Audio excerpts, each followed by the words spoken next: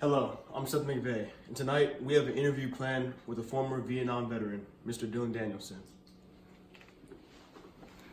Hello, Mr. Danielson. How are you doing? I'm alright. Doing good. All right, yeah.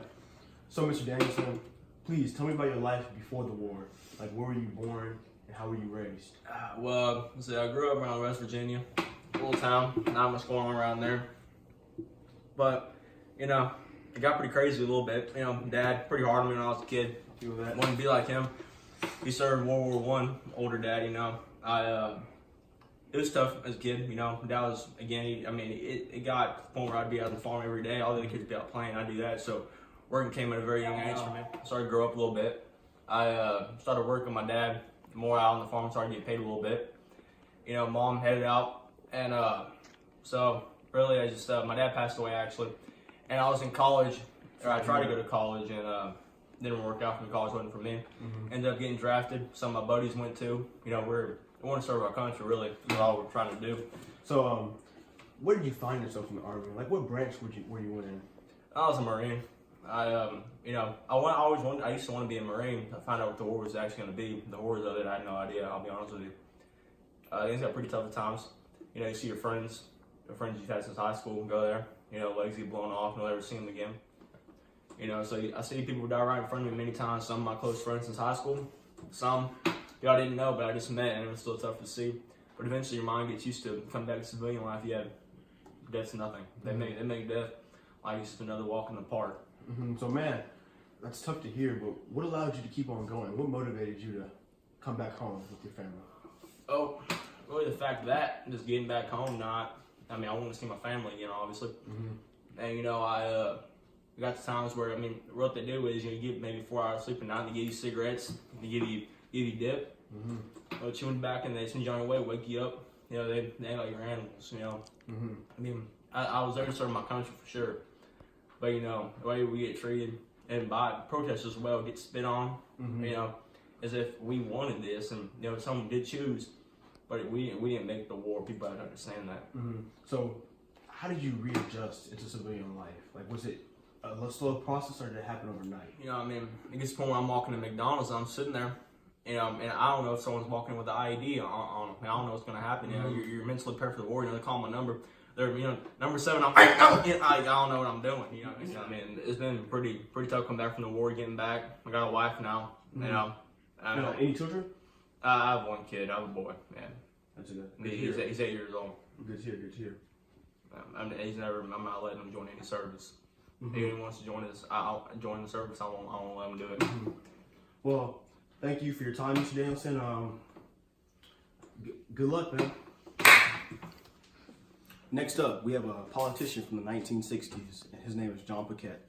Hello, Mr. Paquette. Hello. How you been doing? Good. Is my understanding that you were a senator from Ohio during the time of the war? Yes. So please tell me what happened and what happened in the Senate. So the Viet Cong decided to become communist. So the Senate, following the Truman Doctrine, decided that we needed to go and stop the spread of communism to further countries. And so the USSR couldn't become like a world power. Okay. So in this decision, were you thinking about the lives of young American men? We were, and we thought we had the best plan in form to stop the war quickly, and it just turned out that it just wasn't what we expected. So during this time, Senator Paquette, were you for or against the war? At the beginning, I was definitely for the war and stopping the spread of communism, but after about 5 years, after all the lives that we lost, I started going against the war. Yeah. Okay, Mr. Paquette. So how much say did you have in the war, like with LBJ and Nixon? Well, I didn't really have that much say because the president really chooses who, like, if we go to war or not. But the Senate was trying to sway him to, like, stop it. Oh, okay. Well, thank you for your time, Mr. Paquette, and that was a very hard time for America. Yes, it was. Lastly, on tonight's program, we will be interviewing a very influential protester during the 1960s and 70s. Hello, Mr. Parnell. Hey, man. What's going on, How man? you doing, sir? I'm doing good. I'm doing good. Oh, that's good to hear. Yes, sir. So you were a very influential protester during the 1960s. How did the civil rights and the Vietnam War kind of influenced Black rights? Well, you know, like, I'm really for, you know, all about love and, you know, nah, man, I'm not communist, dog. Nah, but nah, dog, it's good, dog, it's good. Nah, it's good. See, I'm all about love right there, you know. Yeah, I feel You know, that. that's a white brother right there, so that's what it was, you know. I'm even for love for the Vietnam, you know, for Vietnamese, you know. I'm really with it, so, you know, I didn't want us fighting them, same way I didn't want the white people fighting us, you know. So I was really on both sides. I was like, don't fight the Vietnamese and don't fight the blacks, you know. And I know during this time period, Mr. Muhammad Ali, he got drafted, but he put together a very powerful speech on why blacks and minorities should not be drafted during this time. How do you feel about that? I mean, that really touched me as, you know, an activist, you know. I see that because, you know, minorities, we were oppressed, dog. Like, back then, it was really hard. So I don't think, you know, adding a draft on top of that is really fair, you know. We already served our time. You Okay, know. lastly, Mr. Parnell, on our program tonight, It's Parnell, but that's good. my fault. Did you keep on fighting for civil rights after the Vietnam War? Yeah, man, that's always been important to me, you know.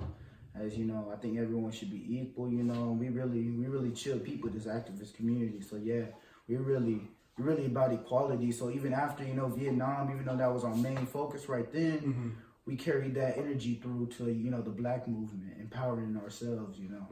So, what extent did Mr. Martin Luther King Jr. have on your civil rights movement? Ooh. Thank you for viewing tonight's program. And